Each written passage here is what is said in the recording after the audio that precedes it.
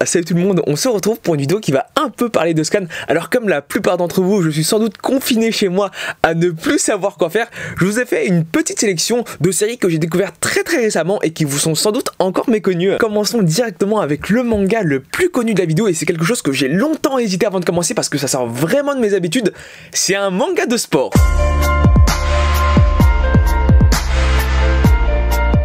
Tout juste après son élimination en 2018 de la Coupe du Monde, l'Union japonaise de football décide de lancer un programme de surveillance dans les écoles secondaires afin de sélectionner et entraîner les joueurs de la Coupe du Monde 2022. Notre protagoniste Yuichi Kiyoshi, après avoir manqué de peu la finale de Saitama et faute de pouvoir jouer dans les championnats nationaux, reçoit une invitation à rejoindre le fameux programme Blue Lock. Comme vous le savez sans doute, les mangas de sport c'est vraiment pas mon fort, cependant ça n'empêche pas que j'ai trouvé le manga Blue Lock juste excellent. Ce qui est important de noter avant de se lancer dans la série, on a là le même mangaka que Dolly Kill Kill, un manga où des poupées géantes tombent du ciel et exterminent la population. Et c'est assez drôle à dire, mais Blue Lock et Dolly Kill Kill, c'est à peu près le même état d'esprit. Ça parle de foot, oui, mais ça se rapproche plus du survival game que du sport. Sinon, que ce soit sur les dessins qui sont juste excellents avec des effets qui rendent les actions incroyables, notamment l'aura que dégagent les personnages avant de marquer ou leur regard de tueur. Il n'y a pas à dire, l'auteur a su adapter son style au manga. Et par rapport au scénario, là aussi on est au top. Les parties sont courtes et dynamiques. Généralement, un match ça dure entre 3 et 4 chapitres,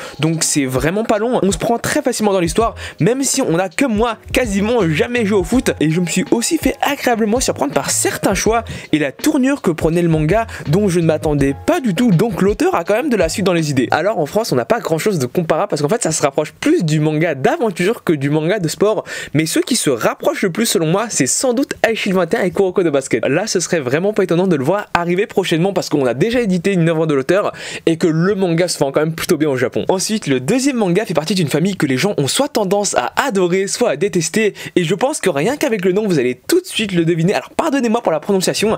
The Hero Who Return Remains the Strongest in the Modern World. Il s'agit là en effet d'un isekai.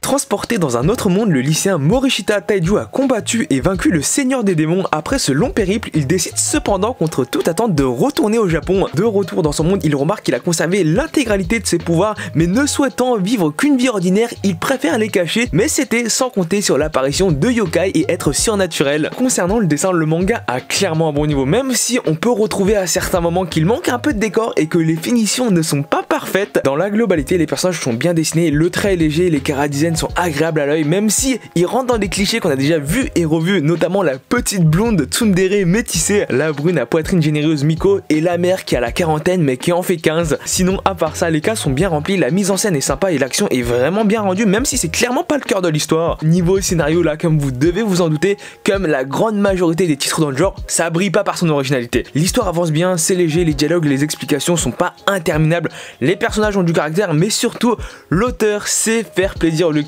en lui donnant ce qu'il attend du manga, de la romance et des scènes où le héros montre l'étendue de ses pouvoirs. Bon, ça va sans dire que si vous cherchez une licence avec une vraie profondeur de scénario, c'est pas vraiment ce que vous allez trouver ici. Par contre, si vous cherchez un isekai qui fait ce qu'on attend de lui, agréable à lire et sans prise de tête, vous serez satisfait.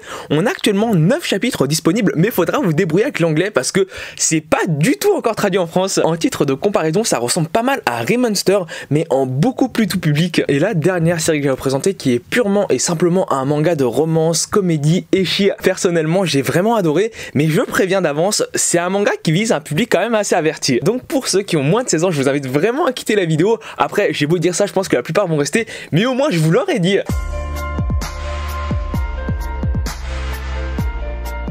Takamine, la présidente du conseil des étudiants, est au sommet de la hiérarchie de l'école, littéralement un dieu. Et l'histoire nous entraîne auprès de Shirota qui un jour a accidentellement vu les seins nus de Takamine. À partir de ce moment, sa vie scolaire a changé et il va devoir devenir contre son gré le dressing de la demoiselle. Commençons par le dessin, le manga est très bien dessiné pour ce qu'il veut montrer. J'adore la patte de l'auteur, les personnages sont toujours détaillés avec tout le temps cette bonne habitude de se servir de toute la page pour les mettre en valeur. Moi quand je vois ce genre de planche, je ne demande rien de plus fanservice. Sinon le scénario, comme vous l'avez sans doute vu, le manga laisse quand même une place très importante au fanservice. Mais ce serait se tromper que de ne résumer le manga que à ça, parce qu'au cours de la lecture on se rend compte qu'il a quand même de quoi être attachant et c'est se montrer original. Les situations sont souvent amusantes ou du moins agréables à lire, et surtout la romance n'est pas aussi superficielle qu'on pourrait le penser. On prend vraiment vite goût, que ce soit au personnage ou à l'histoire, et on a tellement envie d'en connaître plus sur l'évolution de leur relation. Si le ecchi ne vous dérange pas, je vous invite vraiment à jeter un œil à la série, vous serez sans doute surpris, en tout cas c'était le cas pour moi. Malheureusement ici aussi on n'a qu'un seul chapitre de disponible en français,